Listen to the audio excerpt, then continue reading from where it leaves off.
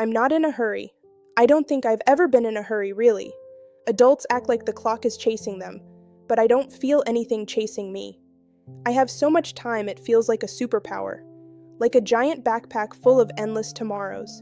I want to do great things one day, big things, the kind that make people say my name with that warm, proud sound. I want to learn an instrument, write a book, maybe become someone who knows a lot about the stars. But I don't need to start right now. I'm still young. I can practice later, when I feel more ready, or when the mood is better, or when school stops giving so much homework. There's always later. That's what I tell myself when I imagine my future self standing on a stage, or traveling to faraway places, or doing something nobody in my family has ever done. Sometimes I stare out the window thinking about all the things I'll do once I finally begin. I picture grown-up me with a confident voice and a busy life full of achievements, and it doesn't worry me that I haven't started any of it yet. Why would it? I have years and years ahead of me, whole oceans of time. I can waste a little now and still have plenty left. I don't know yet that minutes add up or that small choices stack into something huge without asking permission. I only know that I'm young, and being young feels like having pockets overflowing with blank pages. I'll write on them someday, I promise myself that. But not today. Today, I still have time.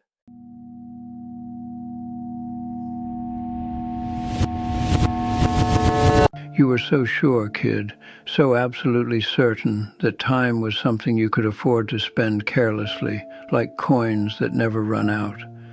I remember that feeling, that soft, naive belief that real life starts later, somewhere past the horizon you can't quite see yet. I kept that belief far longer than I should have. I always thought I had time to begin, to improve, to try, to change. I told myself I'd chase my dreams after things settled down, after work got easier, after I earned a little more, after the stress passed, after I rested just a bit. And the strange thing was, each excuse felt reasonable, harmless. I wasn't avoiding life. I was preparing for it, or at least that's what I thought. But preparation is a place you can live in for years without noticing the walls closing in. At first, I delayed only the big things, writing that book, learning that instrument, starting that project I daydreamed about as a child.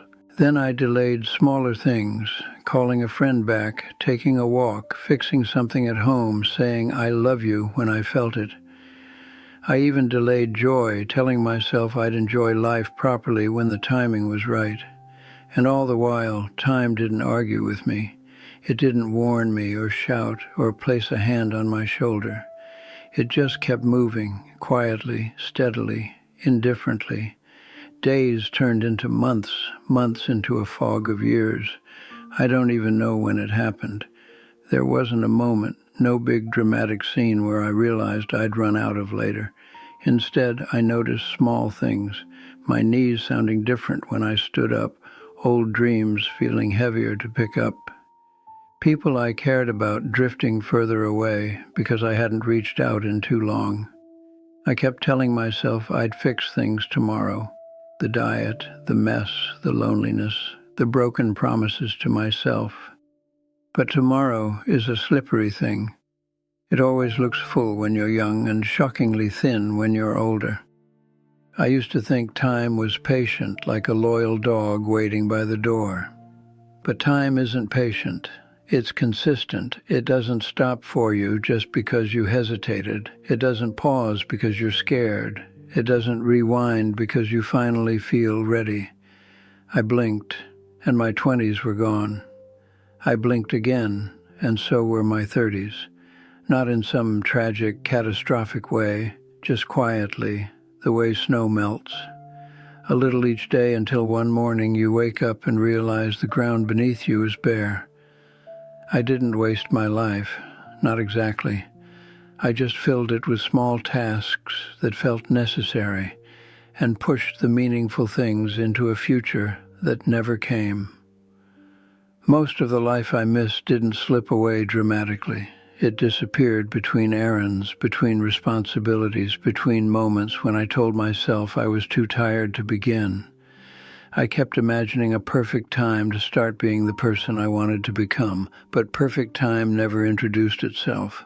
It just kept walking past me, and I mistook its footsteps for echoes of the future I believed I still had plenty of. Now, when I look back, I don't feel angry, just aware. Aware of how gently a life can pass while you're busy planning the beginning. Aware that later became my most costly word. Aware that time wasn't lost in big chunks. It was traded away in tiny, forgettable bits. I wasn't lazy. I wasn't unmotivated. I just thought I had more time. And that simple mistake shaped everything.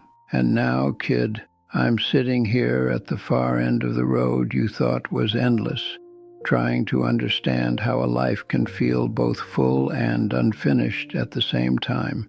I didn't accomplish the great shining things you imagine. Not because I lacked desire, I had plenty, but because I kept placing them gently on a shelf labeled soon. That shelf collapsed eventually, under the weight of all the things I meant to start. And what's left now is a quiet understanding I resisted for far too long. Life doesn't vanish in dramatic moments.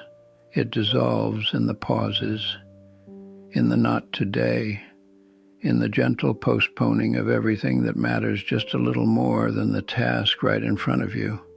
I look back and I can map my whole existence through the things I delayed. I postponed conversations that could have healed something. I postponed risks that could have changed something. I postponed joys that could have brightened something.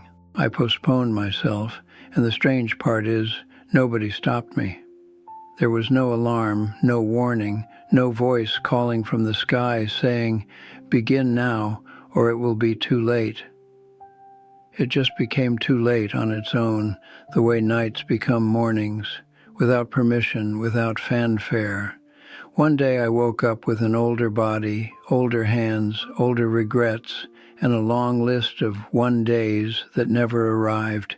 And yet, here's the tricky truth. My life wasn't tragic. It wasn't empty. It was a collection of ordinary days filled with ordinary tasks, done by a man who always believed the extraordinary was still ahead. I lived between things, between work shifts, between responsibilities, between promises, between versions of myself that never fully formed. And it turns out, living between things is still living. It's just thinner, softer, less memorable, a life that leaves only shallow footprints because it never pressed its weight down anywhere with conviction. I used to think I'd have a dramatic moment of awakening, something that would snap me into action, a realization, a crisis, a bolt of lightning that would force me to begin. But awakenings aren't loud. Mine was a quiet afternoon when I caught myself saying, "I'll do it next week," and suddenly felt the echo of that sentence stretching back through decades. I realized I had built an entire identity out of postponement. Not a villainous one, not a lazy one.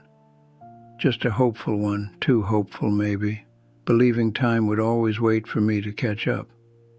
It didn't.